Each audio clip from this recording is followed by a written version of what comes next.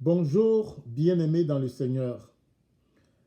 Je vais lire Luc 17, versets 11 à 19 pour mon exhortation de ce matin. Luc 17, le verset 11 à 19. Je lis dans le français courant. Tandis que Jésus faisait route vers Jérusalem, il passa le long de la frontière qui sépare la Samarie et la Galilée. Il entrait dans un village quand 10 lépreux vinrent à sa rencontre. Ils se tinrent à distance et se mirent à crier « Jésus, Maître, aie pitié de nous !» Jésus les vit et leur dit « Allez vous faire examiner par les prêtres. » Pendant qu'ils y allaient, ils furent guéris. L'un d'entre eux, quand il vit qu'il était guéri, revint sur ses pas en louant Dieu à haute voix. Il se jeta aux pieds de Jésus, le visage contre terre, et le remercia. Cet homme était samaritain. Jésus dit alors, « Tous les 10 ont été guéris, n'est-ce pas? Où sont les 9 autres? Personne n'a-t-il pensé à revenir pour remercier Dieu, sinon cet étranger? » Puis Jésus lui dit, « Relève-toi et va, ta foi t'a sauvé. » Amen. Bien-aimés, cette histoire commence par 10 lépreux. Jésus est en train d'aller à Jérusalem. Et Jésus a choisi de passer par la frontière entre la Samarie et la Galilée.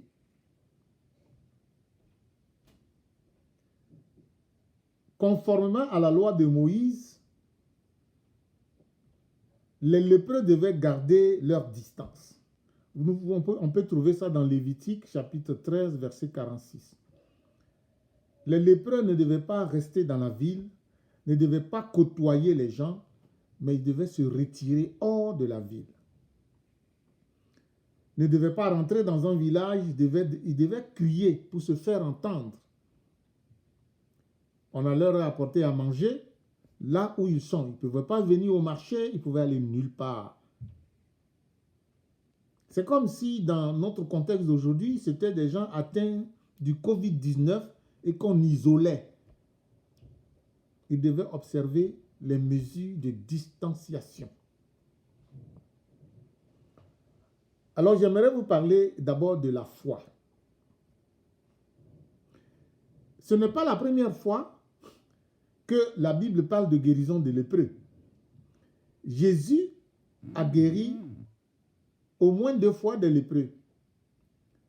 Une fois, Jésus a même touché le lépreux pour le guérir. Vous pouvez voir ça dans Matthieu 8, versets 1 à 14.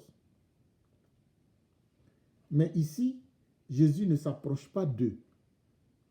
Il est sur la frontière en train de partir. Eux aussi se sont approchés, ils ont crié à lui. Et au lieu de marcher vers eux, Jésus ne l'a pas fait. Jésus leur a simplement dit, « Allez vous montrer aux prêtres. » Pourquoi? Vous devriez certainement le savoir. Quand un lépreux est guéri, parce qu'il ne peut pas rester dans la ville, parce qu'il doit être distant, il doit rester loin des autres, parce qu'il est contagieux. Quand il est guéri, il faut qu'il y ait la preuve qu'il est guéri. Donc, il devait se présenter, pas à n'importe qui, mais au prêtre. Et c'est le prêtre qui, après examen, le déclarait pur. Et cette déclaration lui permettait d'entrer dans la ville, d'aller au temple, de retrouver son intégrité et de pouvoir vivre dans la communauté. Donc, les 10 lépreux sont envoyés vers les prêtres pour que les prêtres constatent qu'ils sont guéris. Or, ils ne sont pas encore guéris. Mais ils ne s'opposent pas. Ils ne résistent pas à ce que Jésus leur dit. Ils ne lui disent pas, mais Jésus, on ne peut pas se présenter aux prêtres malades. On doit se présenter à lui guéri. Nous, on est malade, on te demande d'avoir pitié de nous et tu nous envoies au prêtre sans guérison. Non, ils ne disent pas ça à Jésus. Ils s'exécutent. Ils s'exécutent.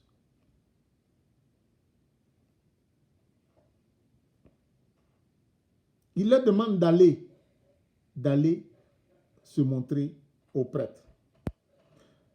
Cela veut dire qu'ils doivent entrer dans le village, violer la loi, marcher jusqu'au temple, jusque là où habite le prêtre.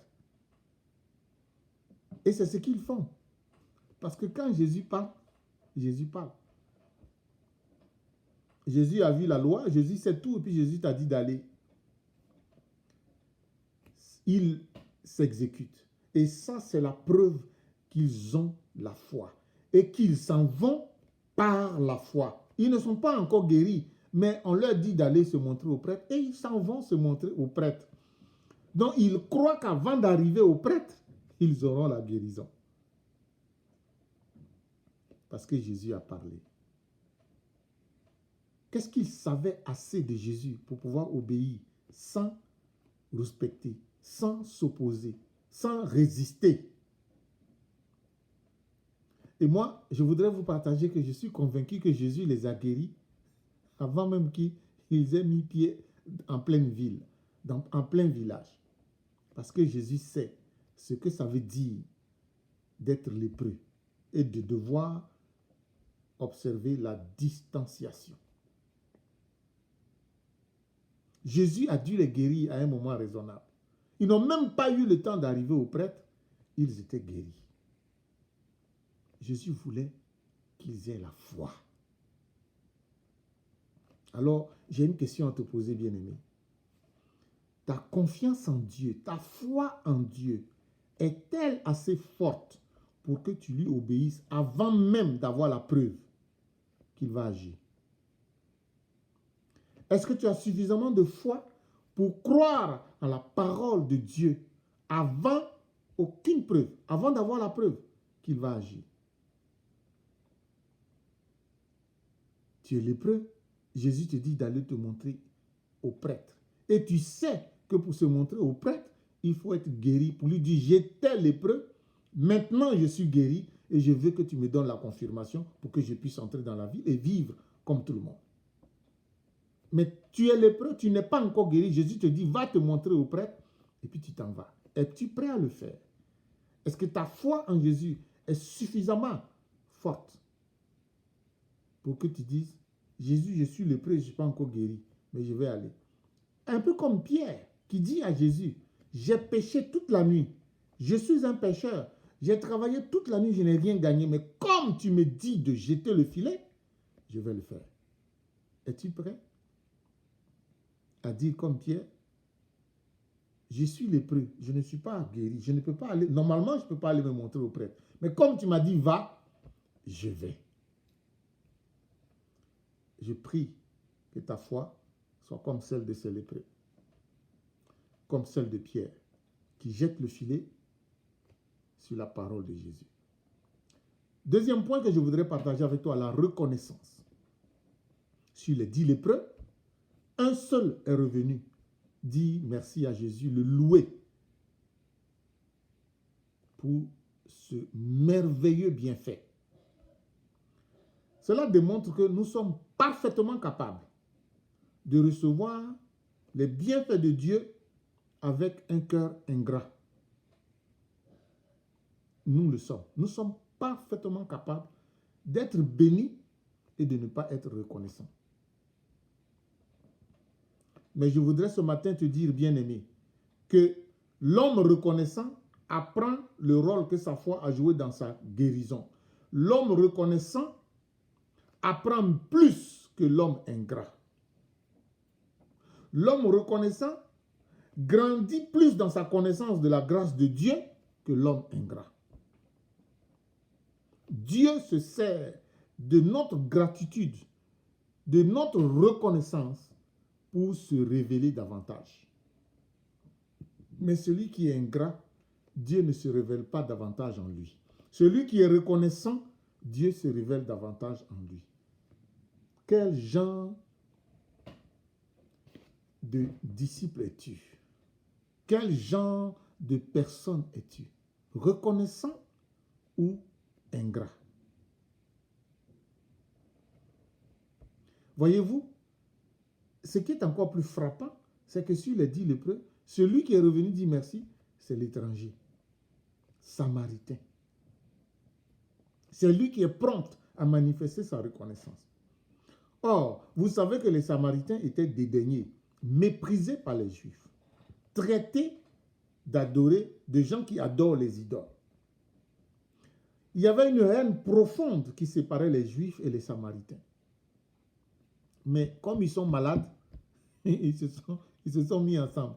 Il n'y a plus rien qui peut les séparer. Ils sont malades et puis ils sont destinés à vivre comme ça et puis à mourir de la lèpre. Donc, les Samaritains lépreux et les Juifs lépreux ne voyaient plus aucune raison de commencer à vivre dans l'animosité. Souvent, les maladies rapprochent. La lèpre les a rapprochés. La lèpre a fait d'eux des gens qui n'avaient plus de raison de se haïr. Donc, ils ont vécu ensemble lépreux jusqu'au jour où ils sont allés voir Jésus pour dire « Aie pitié de nous ». Et quand Jésus les a guéris, c'est seulement le Samaritain qui est revenu dire merci à Jésus.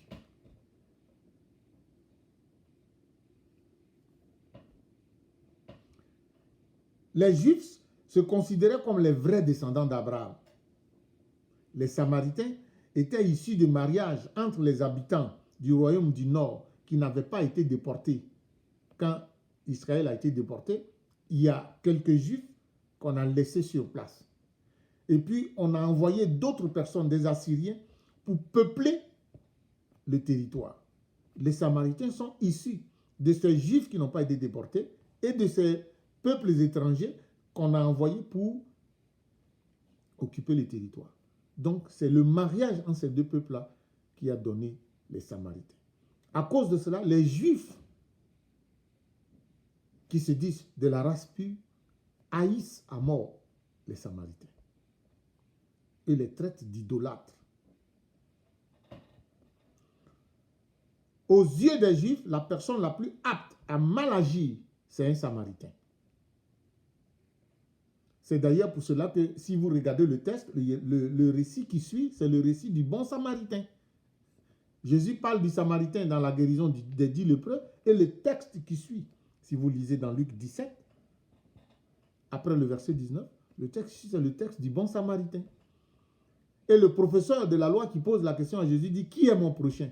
Quand Jésus lui raconte l'histoire du bon Samaritain et du Lévite et du prêtre, il lui demande « Mais qui penses-tu est le prochain du bon du brigand qui était à demi-mort sur la route ?» Le professeur a dit « C'est celui qui a été compatissant envers lui. » Il n'a pas dit c'est le Samaritain parce qu'il n'était pas capable de prononcer que c'est le Samaritain à cause de la haine que les Juifs ont pour les Samaritains. Donc prononcer Samaritain, alors il dit c'est celui qui a été bon envers le brigand. Voyez-vous? Et pourtant, c'est cet étranger qui est venu montrer la leçon de la reconnaissance. Quand Jésus te fait du bien, sois reconnaissant. Bien-aimé, vous qui êtes nés dedans là, vous qui dites, moi je suis né d'un père et d'une mère qui sont chrétiens les deux. Je suis né dans l'église. Je vis dans l'église depuis ma naissance. Il y a un danger qui vous guette. C'est le danger de vivre de la religion sans être sauvé, sans avoir connu Jésus-Christ comme votre Seigneur et votre Sauveur. Ça, c'est le premier danger qui vous guette. Le deuxième danger qui vous guette, c'est de croire que tout vous est permis et de ne pas savoir dire merci. Parce que vous êtes tellement dedans que vous pensez que tout vous est dû, que tout nous est dû. Moi-même qui vous parle, je suis né dedans. Je suis né dans une famille comme ça. Donc je me parle à moi-même et je parle à vous qui vous croyez juifs, donc chrétiens, vous êtes dedans. Votre père, c'est Abraham. Et vous croyez que tout vous est dû. Vous ne savez plus dire merci. Mais ça, c'est moins grave. Vous pouvez perdre. Vous pouvez vivre dedans sans être sauvé par la foi en Jésus-Christ. Parce que vous croyez que parce que vous êtes né dedans, vous êtes chrétien. On dit qu'un bois dans l'eau, aussi longtemps qu'il est dans l'eau, il ne deviendra pas un poisson. On peut le toucher parce qu'il a trop vécu dans l'eau. On peut penser que c'est un poisson, mais si tu regardes bien, tu vas voir que ce n'est pas un poisson. Donc, bien aimé, vous qui êtes né dedans, vous qui êtes dans l'église depuis votre naissance, faites attention à ces deux choses-là. Le danger de l'ingratitude vous guette et le danger de ne pas être sauvé par la foi en Jésus-Christ vous guette aussi. Et j'aimerais vous poser la question. Est-il possible qu'il y ait un étranger, un Samaritain à cause de vous, à côté de vous, qui vous enseigne mais que vous ne voyez pas? Es-tu ingrat ou reconnaissant? Le dernier point que je veux soulever, c'est que par ce miracle, je vous dis tous les jours, quand Jésus fait des miracles, c'est pour toucher nos cœurs, c'est pour se révéler. Par ce miracle, Jésus a montré qu'il est le Messie.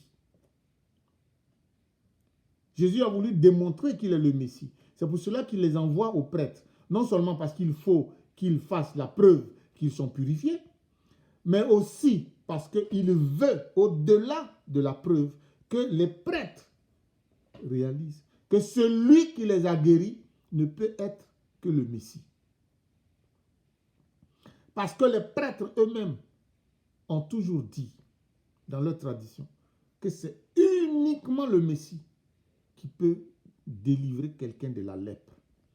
Donc, Jésus les envoie aux prêtres pour deux raisons. La première raison, c'est que les prêtres aient la possibilité de réintégrer la société, parce que le prêtre aura déclaré qu'ils sont purs. Ça, c'est la première. Mais la deuxième raison, c'est que les prêtres réalisent que celui qui les a guéris ne peut être que le Messie. Et donc, inviter le peuple à suivre le Messie, puisque eux tous, ils attendent le Messie.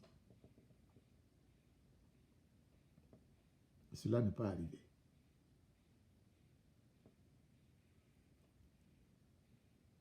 Bien-aimé, Jésus est le Messie.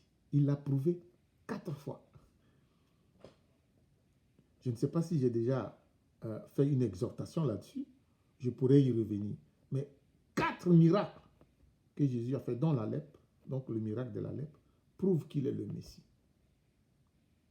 Mais il a fait ça pour les Juifs. Nous savons qu'il est le Messie. Pas à cause de ces 4 miracles, mais à cause de tous les miracles. Parce que nous ne sommes pas Juifs. Donc nous ne comprenons pas ce que ça signifie pour les Juifs d'être délivrés de la lèpre, de ressusciter quelqu'un de la mort.